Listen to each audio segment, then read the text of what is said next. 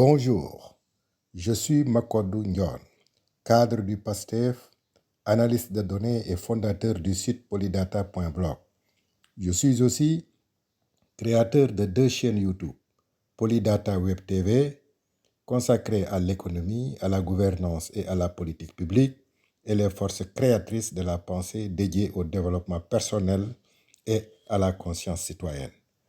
En général, je préfère analyser les faits, observer et partager mes réflexions. Mais aujourd'hui, devant la gravité du moment, je ne pouvais plus me taire. Ceux qui me connaissent me reconnaîtront à travers cette vidéo, car je n'ai ménagé aucun effort pour la réussite du progrès que nous avons porté ensemble, celui d'un Sénégal souverain, juste et prospère. Il faut être lucide, tout le monde ne veut pas le succès du changement. Depuis l'arrivée du PASTEF au pouvoir, une partie du système ancien tente de résister. D'un côté, des opposants en perte de vitesse qui cherchent à exister dans le tumulte. De l'autre, une certaine société civile trop souvent dépendante de bailleurs étrangers, et entre les deux, des médias qui parfois consciemment ou non participent à amplifier les divisions.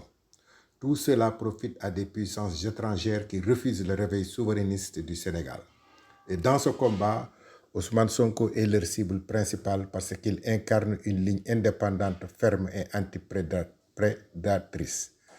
Ces manipulations cherchent à épouser 2 patriotes, Diomaye et Sonko, pour freiner la réforme qu'ils incarnent ensemble. Le vrai problème, ce n'est pas une querelle d'hommes, c'est un système hérité, mal adapté à nos réalités. Le régime présidentiel, hérité du colonisateur, concentre le pouvoir entre les mains d'un seul homme. Il crée une compétition interne, permanente, entre le président et son premier ministre, là où il devrait y avoir complémentarité.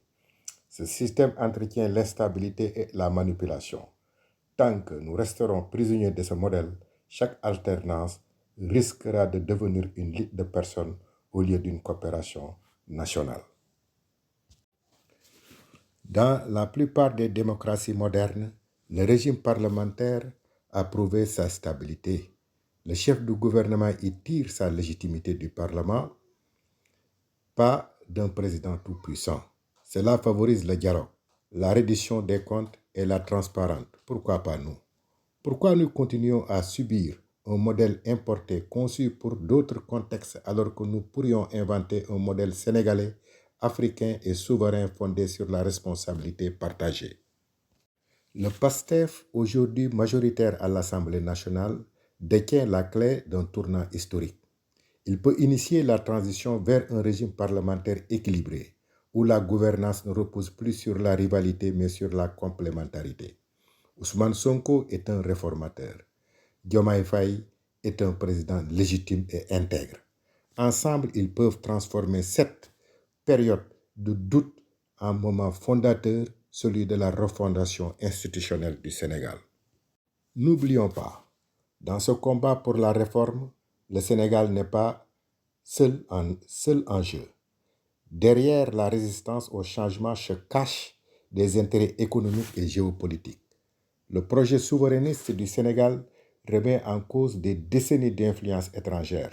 Ceux qui veulent maintenir le statu quo savent qu'un modèle parlementaire fort ancré dans la souveraineté populaire rendrait la manipulation plus difficile. Voilà pourquoi il est essentiel de comprendre les divergences entre Diomaye et Sonko ne sont pas une fatalité, mais le produit d'un système et d'intérêts qui veulent les opposer. Le Sénégal n'est pas en crise de leadership, il est en quête d'un cadre de gouvernance à sa mesure. Ce n'est pas une querelle d'hommes, c'est une bataille d'idées et d'institutions. Pendant que certains attisent la division, d'autres œuvrent pour détourner la promesse de souveraineté populaire. Mais le peuple sénégalais n'est pas dupe. Comme je l'écris dans mon ouvrage en préparation, Réformer ou échouer, le véritable combat n'est pas celui des individus, mais celui des institutions et de la conscience nationale.